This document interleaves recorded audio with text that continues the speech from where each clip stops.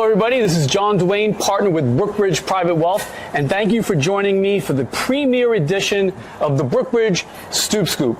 Now, at BrookBridge Private Wealth, we focus on helping clients use their wealth to live the life they want to live. And every client is different, every organization is different, and I've always said that the thing that I enjoy the most about what I do is getting to know the people and the organizations and their stories. And I couldn't be more thrilled to have the first edition of the BrookBridge Stoop Scoop be with this guy. Now, let me tell you, when you have a professional title in the beginning of your name and the end of your name, you know that you're something special. So please join me in welcoming Dr. Charles Montorio-Archer, Esquire. Thank you. Dr. Charles, how are you? I'm really doing well. Good to be here with you, John. So we're going to learn all about you, Charles. You have an absolute fantastic story from the beginning to the present, and you're an amazing executive in different walks of life doing a lot of different things. But it started, like me, it started in Brooklyn. So tell us a little bit about your background in Brooklyn, where you grew up, when you grew up, what that was like. John, thank you very much for having me. It's really exciting to see what you're doing and how you're about to do it. It was 1973, the same year you were born. I was born in January, in the beginning of the year, and we lived in Bedford-Stuyvesant. Okay, Bed-Stuy. Never died? Bed-Stuy never died? Do or die, Bed-Stuy. We lived on the same block as our grandmother and across the street from my uncle. So it was really kind of family always around. And Bed-Stuy has always been kind of really my home and what I feel is important in Brooklyn. I think about Restoration, which is down the block, and my elementary school is right across the street. And if you know, across the street? Right across the street from Restoration Plaza. And that was kind of like a thing that I always thought would be cool, is if you could just go outside and go across the street and go to school, because I had to walk like 4 or 5 blocks. Yep. So we walked 1 block. We lived on Herkimer, so we walked 1 block to the school. But if we wanted to have any kind of extra activities or extracurricular activities, everything was in Restoration Plaza. So we went right across the street. Okay. I grew up with I'm the eldest of 8 siblings. I have 7 siblings. I'm the eldest of 8. I have 5 younger brothers and 2 younger sisters. And, Brooklyn means to me, and I think means to us, family. And I think that's how you and I have connected. That's true, yeah. Meanwhile, we couldn't be more different in ways other than we appear. I'm an only child, and you're one of 8? Well, I'm one of 8, yeah. I'm the oldest of 1. Go ahead. We spent some time, I know we're in Bay Ridge right now, but we spent some time over living in Red Hook. Okay. And it's still South Brooklyn and all of the energy that South Brooklyn offers. Really glad to be here with you and doing it in Brooklyn. Why not? So what was it that got you guys from Bed-Stuy to Red Hook, which isn't... People are from Red Hook, but like back then, there weren't a lot of families that moved into Red Hook. Absolutely. My family, my parents' family, my siblings, they were growing. So we were having the need for more space. There were more children. Right. And we wind up in a really, what I would say is a very nice, huge apartment. 4 bedrooms, living room, dining room, nice, good space. But Red Hook was very different than what it is today. Do you remember how old you were when you moved to Red Hook? What grade? I had just entered into junior high school. Okay. I went to Satellite East it was in public school 3 on... we call that PS3. PS3 on Bedford Avenue. Okay. We moved and then my commute changed and everything changed. So it was a very learning experience for a teenager. So is being a kid in Bed-Stuy different than being a kid in Red Hook? Yeah. I think the one thing is that when you are living in housing, public housing, there's a different energy, there's a different, concern, there's a different life, there's different neighbors, all of it. But living in Bed-Stuy, we lived on a block where there might have been I would say 60 houses. Okay. But when you live in public housing, you got 60 people in your building, which is very different. Right, that's this address. Exactly. But we went from Bed-Stuy to Red Hook, and then we moved back into Bed-Stuy by the time I went to high school. Okay. Yeah. All right. Where'd you go to high school? High School of Graphic Communication Arts, right in Hell's Kitchen. Look at you. Graphic, wait, what was this? A graphic arts in Hell's Kitchen? Well, it was in Hell's, they didn't say Hell's Kitchen when you gave the school name, but it was in Hell's Kitchen. Okay. And I loved it. Absolutely loved high school. So before we get to high school, and in high school, what kind of kid were you? A nerd, an athlete? What were you talking about? By the time I all before high school, I shy kid, quiet, would not necessarily be in the front of anything. Okay. But then by the time I got to high school and was in my sophomore year of high school, things changed. I changed. I, started dating, so all of that kind of helped in a lot of ways. But when I graduated from high school, I was voted most popular, which is also pretty interesting. I can kind of see that. Now, how many kids were in the class? You remember? I don't, but I actually hundreds. At least 200. Okay. At least 200, and it. I'm visually looking in my head at a picture of the senior class that they take from outside the building, and I loved high school. Yeah, I really did actually. Okay, I like it. So, now where did you go to college? I went to Lincoln University, first historical black college, and the reason. Tell them the reason why you picked that one. Growing up in Brooklyn, and I think growing up everywhere, you are concentrated to your block, your area, your neighborhood. You don't really get to see beyond that, especially when you're younger. But we spent time as a family watching television together. We did dinner together, and we did family TV time together. And I remember watching The Cosby Show and thinking that life could be different, that I could be the lawyer, I could be the doctor. But then when Denise, the oldest child, went off to college, that even opened up, I think, me and a generation of African-American black people in the country who decided that, college is an option, and it's a bigger option than we thought. And the second daughter, Vanessa, she went to Lincoln University. And I think that's when, my aunt and I were like, okay, this could be a really good thing for us to do. So is it in college now, or is it watching LA Law in 1984, 85, 86, where you say, this lawyer thing might be cool? I've always wanted to be a lawyer. Always. I mean, I'm talking like elementary school, I wanted to be a lawyer. And I think, I'm 52 now, and, back then in the 80s, it was about how do I change my economic situation? How do I think about my own growth and the growth of my family? And there were only a certain couple jobs that had become really popular, at least what I remember. And it was lawyer, doctor, or engineer, Yeah, no one threw engineer at me, but I remember being a kid, it was like, maybe you'll grow up to be a lawyer or a doctor. Right, yeah. And then there was this other part about it where, I remember it being in elementary school in public school 93. And that was the time when we had the first black astronaut go in air. I remember watching on television, and all of those things just kind of helped, at least me, think about what else could happen in this life that I'm living.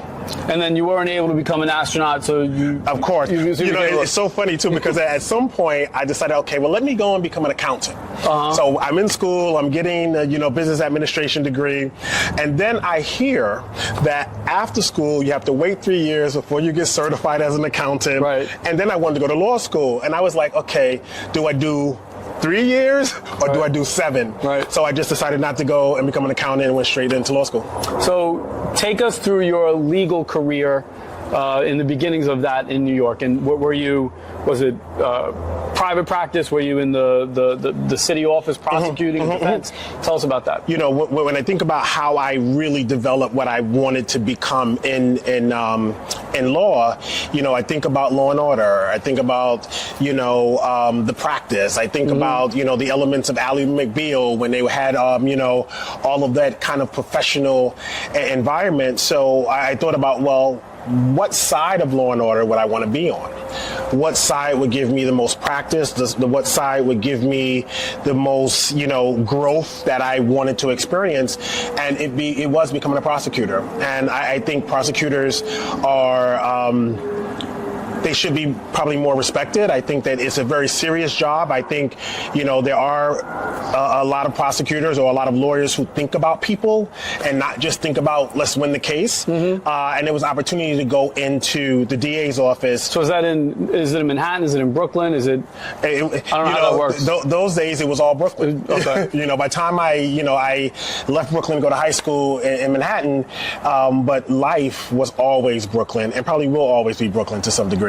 Okay, so you're an assistant DA. I'm an ADA, assistant district attorney. Yes. And are we doing petty theft in the local bodega, or are you we have some high-profile crimes? You know, first of all, I look at it this way. All crimes are high I knew he was going to do that. I knew he was going to do that. I left myself open. Fine. All crimes are high profile. Having said that, in the spirit of my question, I think about. well, do they hand you, like, do you get cases handed to you? You get cases like you get assigned to a bureau. Okay. And then part of when you're first in ADA, you do a lot of arraignments. You're inside, which, you know, you get thrown in and you got somebody there, you know, guiding you. I had a mentor, Kenneth. And I remember when I interned in the Early Case Assessment Bureau the year before, I remember watching him and watching how he operated as a black attorney in this particular office at that particular time,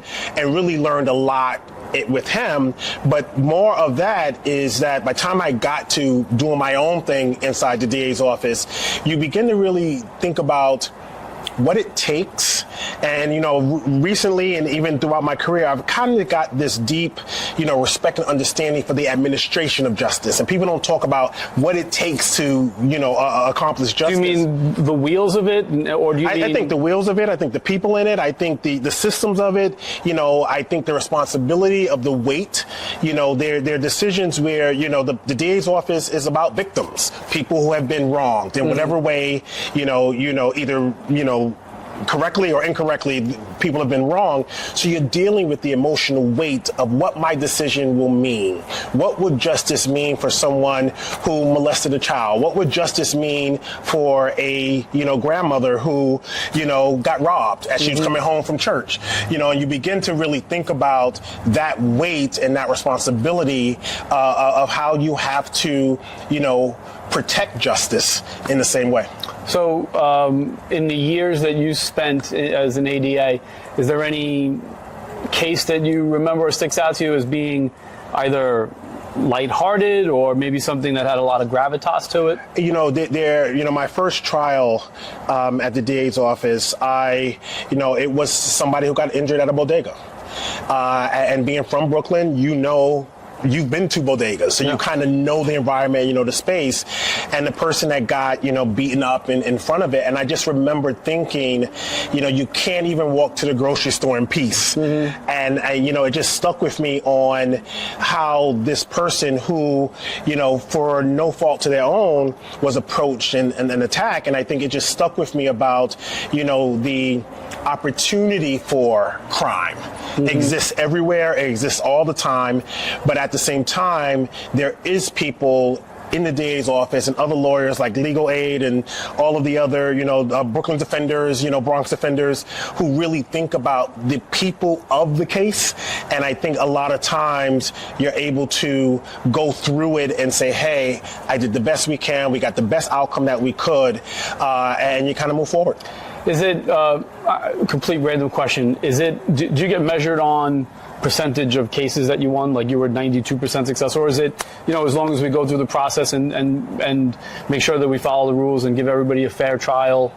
I think innately we naturally think about what we do and how we have either succeeded or failed, or we've accomplished or not accomplished. So we never had a system like that, but I think in our head, just professionals, you think about, okay, was this a good day or a bad day?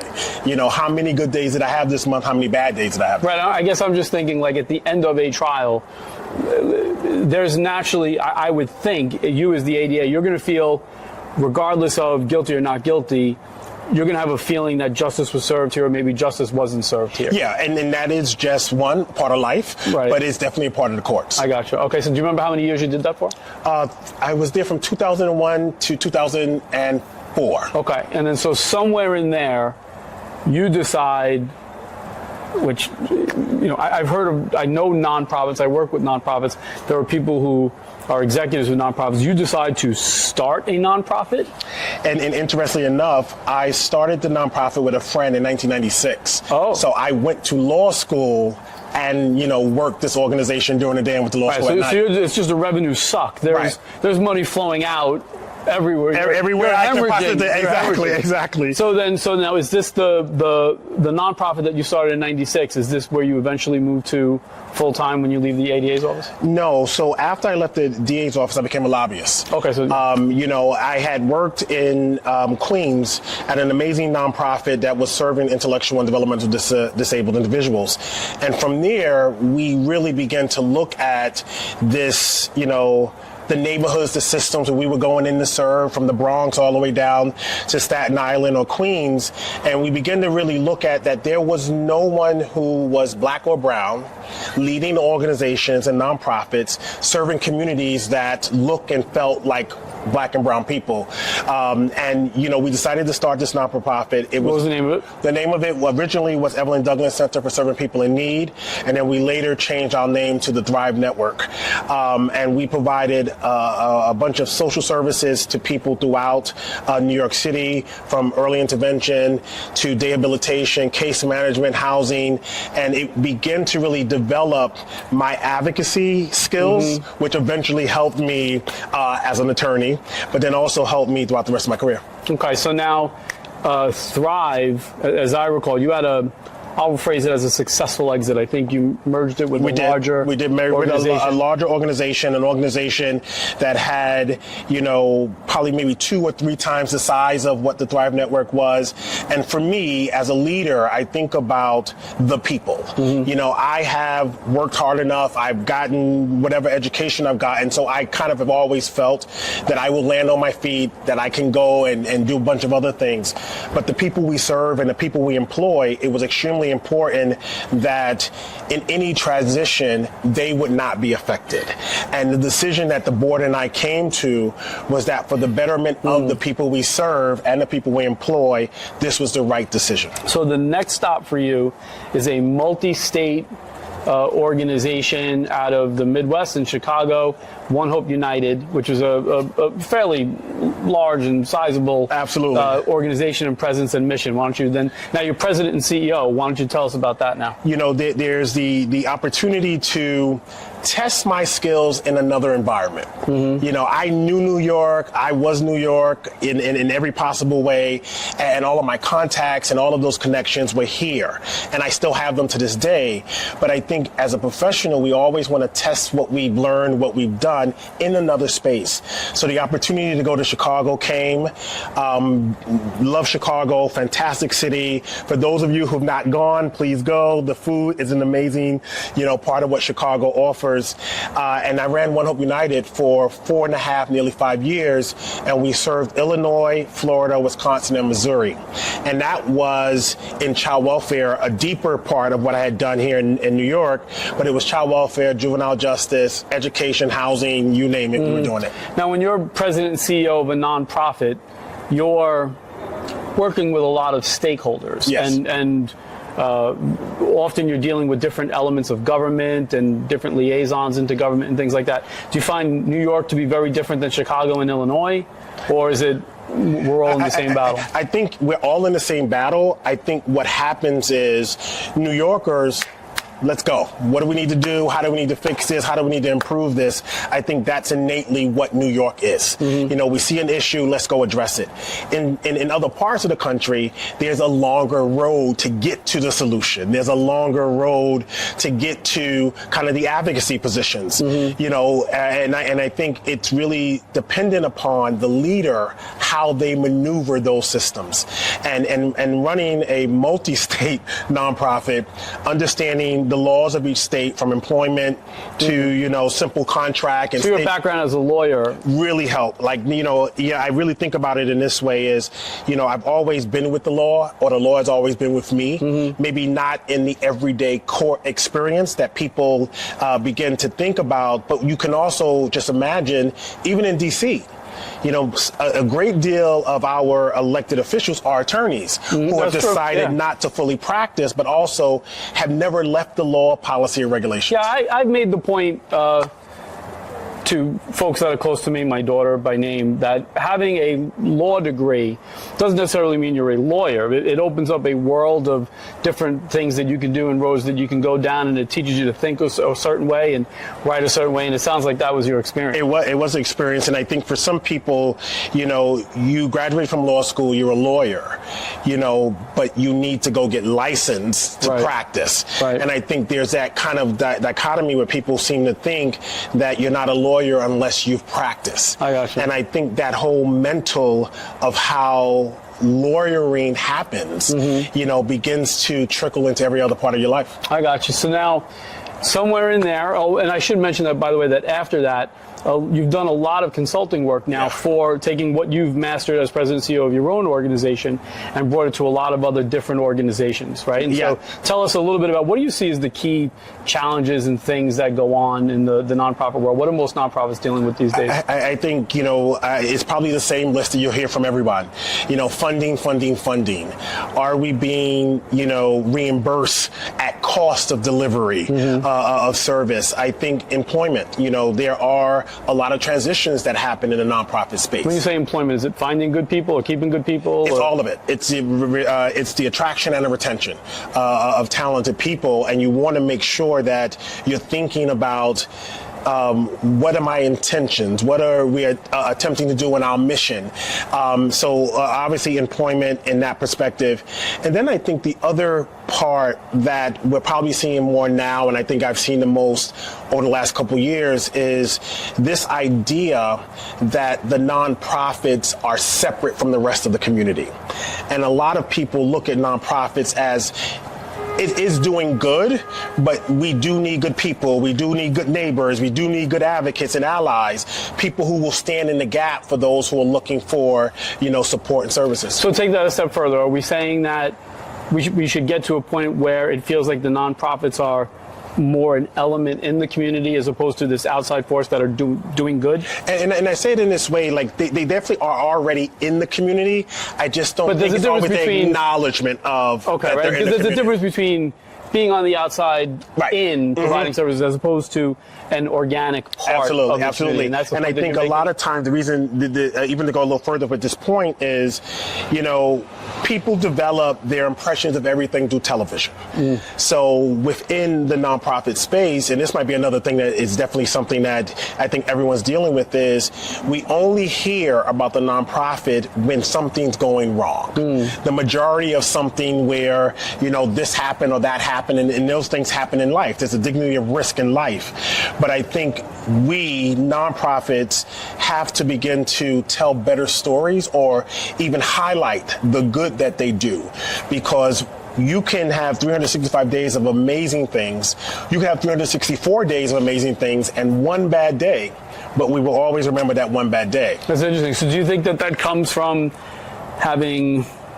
is it hiring outside consultants and marketing people, or is it having people inside the nonprofit that take that on as a greater responsibility of their messaging? I think it's a little bit of both, because the idea that on board service, so we would look for board members and we had a list of what we needed and what expertise we needed.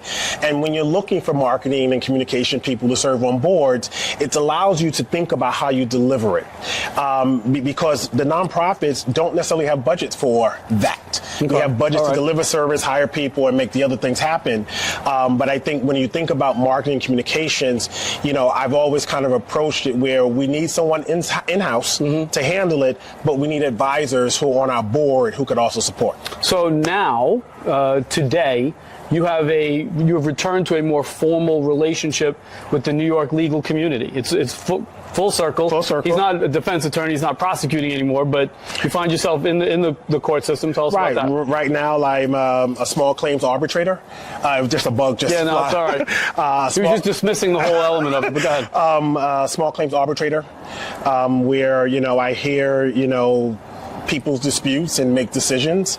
It is kind of a adjudication of some sort. Like I'm making a decision, but the judge is approving the decision. It's almost like now, it's interesting if you think of where you started as an ADA, and having gone out in the world and always remained in the law and with the law, now coming and bringing some of that wisdom and knowledge from the other side, I guess, of the bench, or I've been thinking about it this way, from public housing to prosecuting cases in Kings County to leading complex, organizations throughout the country, and then coming back to where the beginning happens. It's been this really nice, I hate the word return because it always feels like it's never left me, right? But it is somewhat of a return from Chicago in that kind of way. So where can we see you in 3 to 5 years? It seems like it could go.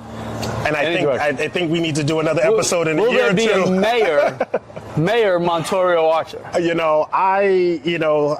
love politics. Take that as a yes. I love politics. I love the thought of politics, but I've never really wanted to kind of press that button and just go with it. Yeah. So I think the legal profession should be glad to have me. I'm glad to be back. Okay.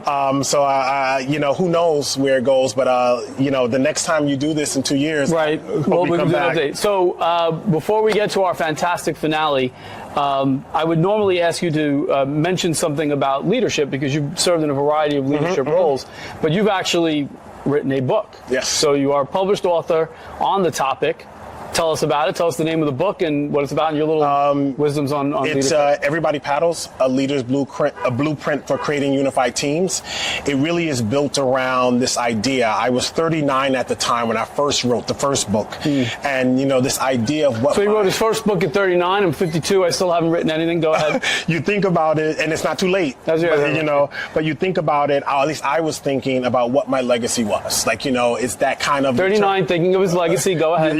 You're talking about you're turning 40. What does this mean? Who am I? Right. And I kind of had been reading books, of course, but I never felt that there was the practicality to the theory. And this book was an opportunity for me to lay out that, there is a theory to leadership and there's a theory to mission-driven service, but there's also the practicality of what it means.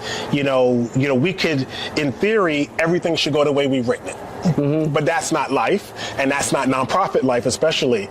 So I decided to write a book based on 6 principles, and what I loved about doing this process is I was able to bring other thought leaders into the book with me, where there were 6 principles. My favorite is everybody matters, but at every principle level, we had a couple of 2 professionals who were able to talk about how that principle is applicable to what they do personally and professionally. Okay, so the name of the book again, Everybody Paddles, Leader's Blueprint for Creating Unified Teams. And you can find it everywhere. Everywhere. Not like everywhere, but most places where you can find books. Right, exactly. Okay, that sounds good. So with that in mind, we are going to wrap up the first edition of the BrookBridge Stoop Scoop with the actual Stoop Scoop. I'm going to ask you a series of fun questions. I shouldn't be nervous. You shouldn't be nervous at all, although your answers will be documented on the internet forever.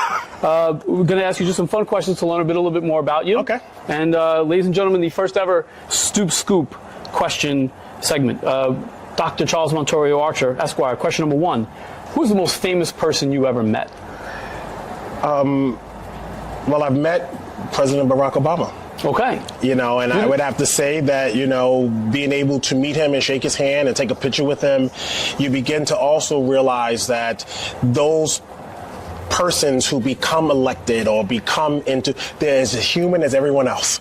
And it was a really nice experience. When did you meet him? What was that about? It was around the time of his second, campaign for re-election. And I met him in Philadelphia. In a small dinner with some people, and it was really nice, actually. I love it. Question number 2. If you could have dinner with 3 people, past, present, I don't know who the future would be, but past, present, who would they be? Who would it be? Really good question. I've always wanted to meet my mother's father, in a way of, I grew up with grandparents, except that one. And I would always wanted to understand what about me is about reflective of him, but also would have loved to see my mother and my grandfather's relationship, right, and what that meant to family. That was good. We can keep it there if you'd like. I think I'll keep it there. We might know when to end it. Yeah. Brooklyn guy like me, your favorite thing about growing up in Brooklyn? It's so interesting, what I'm about to say, because most people probably would not say this. Okay. But I actually think it's the subway. I think it's the transportation. We're going to stick with this for a minute. Oh, the transportation. I think it's Champaign. I think it's the subway. Okay. I think it's the bus. I think it's the ability and capacity to get anywhere in the city within a time frame, an hour or two, whatever. That's different from having a love of being in the subway. Oh, no, I don't love being in the subway. Like. No, hopefully that's not what it come across. All right. But yeah. Now, you live in New York City now. You're in Manhattan. You have a place on the island. Your favorite thing about living in New York? My favorite thing about, it's more of accessibility. There's accessibility to the things you want in New York City and sometimes throughout the whole night or the whole day. And I think that's a part I enjoy living in a city, which is also really good even when I was in Chicago. All right. I love it. Question number 5, when you're on vacation, beaches or museums? Good question. Depends on where I'm going. Really? If I'm going to the Caribbean, it's beaches. Yeah. If I'm going to Europe, then it's a beach and then a museum. Okay. But I like to do both. You can put me down for a beach. I'm just saying. Okay. Favorite movie of all time? Favorite movie of all time. Favorite movie. This one I don't think people would also agree. Give it to us. It was Backdraft. Backdraft. It was about the firemen. Yep. The Baldwin brother was in it and whatever. Okay. I love it. Yeah. I haven't seen it, but I love it. That's great. Number 7, favorite music artist. Favorite music artist, now or then? Ever. Who's at the top of your pyramid? Luther Vandross. Luther Vandross. Bring it home. Okay. Question number 8, are you an early bird or a night owl? I prefer to be an early bird, but I do both. Okay, I like it. This is a good one. Your go-to comfort food. Well, my old go-to comfort food, since I decided to be a little healthier these days, was cheese fries. That's the one that counts. Whatever lettuce concoction is the new thing. The new thing. It's not it. But cheese fries, particularly from Nathan's, yeah. Okay, you may have actually just given us the answer to this. The most memorable meal you've ever had, and why? The most memorable meal, it's even a little deeper for me because, I grew up in Brooklyn, and like I said, my grandmother lived here, we lived here, uncle lived across the street, but every Sunday after church, we could have dinner with 40 people. And I think those meals, regardless if it was a big meal or a small meal, sitting at your grandmother's house in the backyard, front yard, living room, upstairs, and at some point, there was like 45, 50 people, and I think those meals were the ones I, hold real close. I love it. And the last question, Dr. Charles Montorio-Archer, Esquire, sum up your life philosophy in one sentence.